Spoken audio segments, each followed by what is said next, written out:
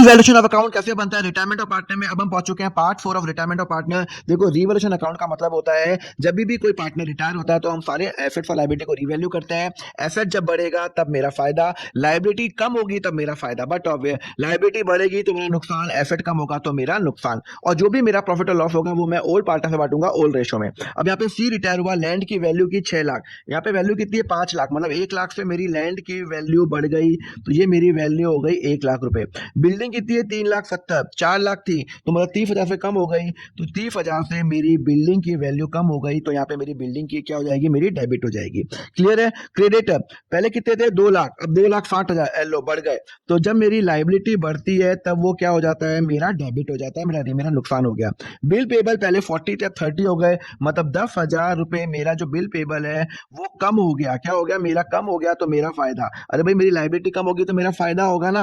Unrecorded asset, एक asset जो मुझे रिकॉर्ड करना है, जो मैंने रिकॉर्ड करना भूल गया तो मेरा फायदा है, मैं रिकॉर्ड करूंगा। और एक लाइबिलिटी भी रिकॉर्ड करनी है 40,000 रुपए, तो ये भी मैं रिकॉर्ड करूंगा। अब मैं क्या करूंगा, यहाँ पे मैंने 1 लाख रुपए plus 10,000 plus 70,000 minus 30,000 minus 50,000 minus 40,000, तो टोटल हो जाएगा 50,000 मेरा फायदा हो गया। और जो भी मेरा प्रॉफिट होगा वो ट्रांसफर होगा to A capital B capital, हमेशा ओल्ड रेशियो के अंदर 2:1:1, मतलब 25,000, 12,500 एंड 12,500। क्लियर है। हमेशा ध्यान रखना टू मतलब ओल्ड रेशियो के अंदर ही होगा। तो यहाँ पे मैंने आपको कर लिया कि रिवैल्यूएशन अकाउंट का क्या ट्रीटमेंट होगा। तो रिवैल्यूएशन अकाउंट का आप इसका स्क्रीनशॉट भी ले सकते हो, लो उसका फटाफट स्क्रीनशॉट ले लो। एसेट बढ़ेगी तो फायदा, लायबिलिटी कम होगी तो मेरा फायदा, अनरिकॉर्डेड एसेट्स होगा।